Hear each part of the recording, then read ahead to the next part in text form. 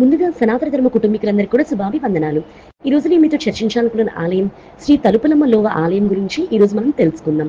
తూర్పుగోదావరి జిల్లా తుని మండలంలోని ప్రకృతి అందాల నడుమ దట్టమైన అటవీ ప్రాంతంలో వెలిసిన శ్రీ తలుపులమ్మ లోవ ఆలయం గురించి ఈ రోజు మనం తెలుసుకుందాం. సుమారు 100 కిలోమీటర్ల దూరం రాజమండ్రికి ఈ ఆలయం కలదు. ఇక్కడ భక్తుల కోరికలు తీర్చే కల్పవల్లిగా అమ్మవారు విరాజిల్లుతూ ఉంది. ఈ ఆలయం సుమారు 300 సంవత్సరాలకు పైగా కట్టుబడిన చరిత్ర కలిగిందని స్థానికులు పూర్వీకులు చెబుతూ ఉంటారు. ఆలయం ఆవిర్భావం వెనుక అనేక పురాణ కథలు ప్రాచుర్యంలో ఉన్నాయి. అందులో ఒకటి, పూర్వం ఈ ప్రాంతాన్ని పరిపాలించిన రాజుగారికి అమ్మవారి కలలో కనిపించి ప్రేరణ ఇచ్చారంట. లావకుతుల సమీపంలో ఉన్న లావకొండలో నేను వెలిశాను. నాకు వరుసగా 3 రోజులు పసుపు కాలంతో అభిషేకం చేస్తే నా దర్శనానికి వచ్చిన భక్తులకు దాహం తీరే పాతాళగంగ ఉద్భవిస్తుంది. ఆ తర్వాత ఇది యాత్రాస్థలంగా మారుతుంది అని అమ్మవారు రాజుకు చెప్పినట్టు తెలుస్తుంది. రాజు అమ్మవారి ఆదేశం మేరకు చైత్రమాసంలో బహుళ పక్షంలో విదియ నాడు ప్రారంభించి వరుసగా 3 రోజులు పసుపు కాలంతో అభిషేకం చేయగా పై కొండలోంచి పాతాళగంగ ప్రవహించడం మొదలైందని చెప్తారు. అలాగే మరొక కథనం ప్రకారం కృతయుగంలో వింధ్యా పర్వతం మేరు పర్వతం కంటే తానే గొప్పని ఎత్తును పెంచుకుంటూ పోవడంతో సూర్యరశ్మి భూమికి చేరక చీకటి అలుముకుందంట. దేవతలు అగస్త్యముని ప్రార్థించగా ఆయన దక్షిణ భారతదేశ యాత్రకు బయలుదేరి వింధ్యా పర్వతాన్ని వంగి ఉండేలా ఆదేశించారు.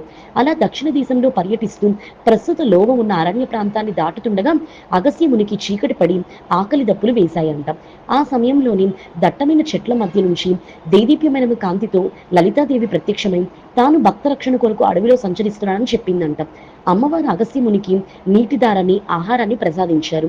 ముని అమ్మవారిని పూజించి లోక కళ్యాణం కోసం అక్కడే కొలువై ఉండమని ప్రార్థించగా ఆ తల్లి అర్చామూర్తిగా వెలిసిందని పురాణాలు చెప్తున్నాయి. తలుచుకోగానే ఆదుకునే అమ్మ కనుక అగస్త్యముని ఆమెను తలంపులమ్మ అని పిలిచారంట. కాలక్రమేణా ఆ పేరే తలుపులమ్మగా మారింది. 2 కొండల మధ్య లోయలో అమ్మవారు వెలిసినందున ఈ ప్రాంతం లోయగా పిలువబడి కాలక్రమేణా లోవగా ప్రసిద్ధి చెందింది. ఇక్కడ అమ్మవారి ఆచారాలు మరియు పూజలు గురించి ఇప్పుడు మనం తెలుసుకుందాం. తలుపులమ్మ ఆలయం ఉదయం 6 గంటల నుండి సాయంత్రం 6 గంటల వరకు దర్శనానికి తెరిచి ఉంటుంది. ఇక్కడ ఉదయం 5 గంటలకు తలుపులు తీసి 1 గంట పాటు అర్చన అలంకరణ చేసి 6 గంటల నుంచి దర్శనానికి అనుమతిస్తారు.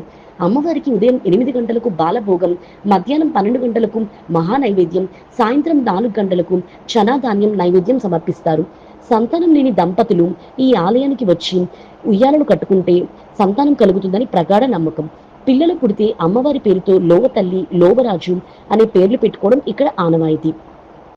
ఈ లోవ అటవీ ప్రాంతంలో సాయంకాలం వేలైందంటే అక్కడ ఎవ్వరు ఉండరు. అది ఇక్కడ కట్టుబాటు. ఒక కథనం ప్రకారం పూర్వం ఒకసారి కొందరు భక్తులు ఆలయ దర్శనం చేసుకుని తిరిగి వెళ్తుండగా 5 ఏళ్ల పాపను ఆలయ ప్రాంగణంలోనే వదిలేశారంట.